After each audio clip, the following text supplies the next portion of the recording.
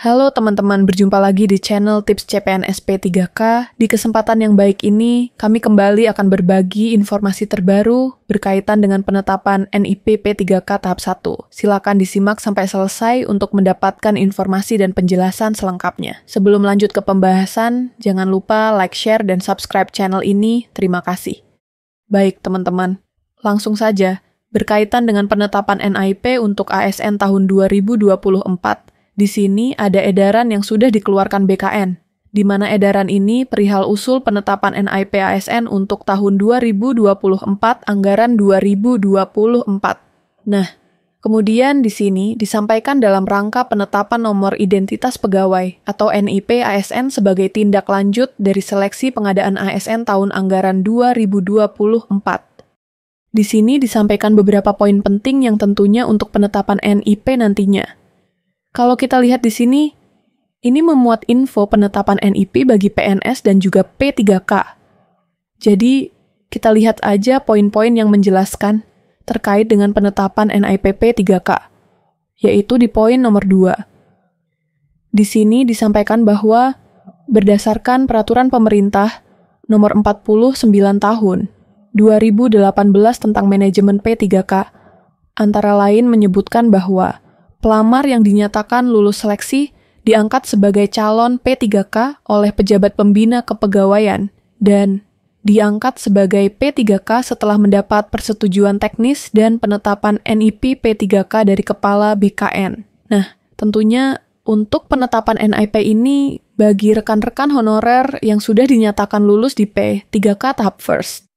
Kemudian kita lihat lagi di poin nomor 3, yang mana kebijakan pengangkatan pegawai ASN ini telah ditetapkan dengan Peraturan Menteri PANRB Nomor 6 Tahun 2024 tentang pengadaan ASN. Selanjutnya, di poin berikutnya yang menjelaskan berkaitan dengan P3K ada di poin 5, yaitu berdasarkan Peraturan BKN Nomor 1 Tahun 2019 yang telah diubah dengan Peraturan BKN Nomor 18 Tahun 2020 tentang petunjuk teknis P3K. Antara lain dinyatakan bahwa pelamar yang dinyatakan lulus seleksi diangkat sebagai calon P3K oleh P3K dan diangkat sebagai P3K setelah mendapat persetujuan teknis penetapan NIP P3K dari Kepala BKN. Nah, untuk pemeriksaan kelengkapan dan keabsahan berkas usul penetapan NIP P3K ini dilakukan sesuai dengan peraturan perundang-undangan. Poin lebih lanjut dijelaskan lagi di sini, bahwa panitia seleksi instansi pengadaan ASN nanti mengumumkan hasil seleksi setelah mendapatkan hasil pengolahan kelulusan yang ditandatangani secara elektronik.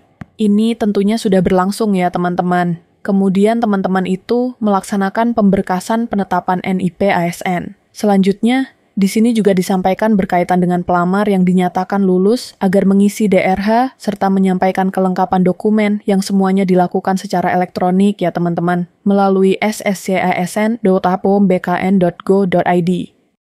Untuk P3K tahap 1 ini mulai dari tanggal 1 Januari sampai dengan 31 Januari 2025.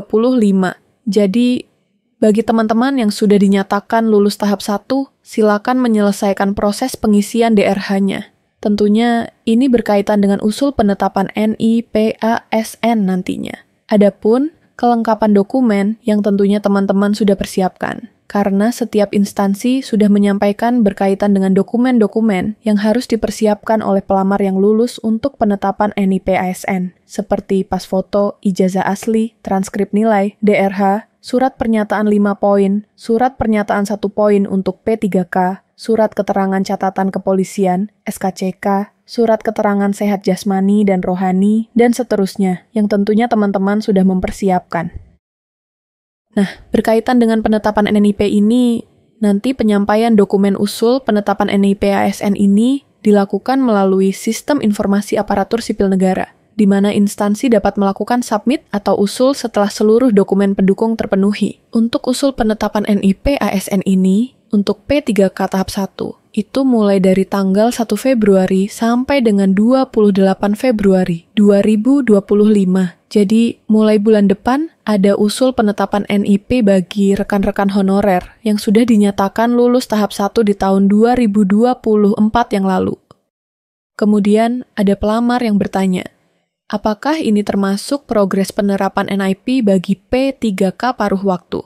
Bahwa untuk pengadaan P3K paruh waktu, implementasi kebijakannya baru direncanakan setelah seluruh rangkaian seleksi P3K tahap 1 dan tahap 2 selesai. Jadi, ini juga tentunya menjawab bagi teman-teman yang nanti masuk ke dalam kategori P3K paruh waktu. Setelah selesai seluruh rangkaian seleksi P3K tahap 1 dan tahap 2, baru nanti implementasi kebijakan P3K paruh waktu diberlakukan.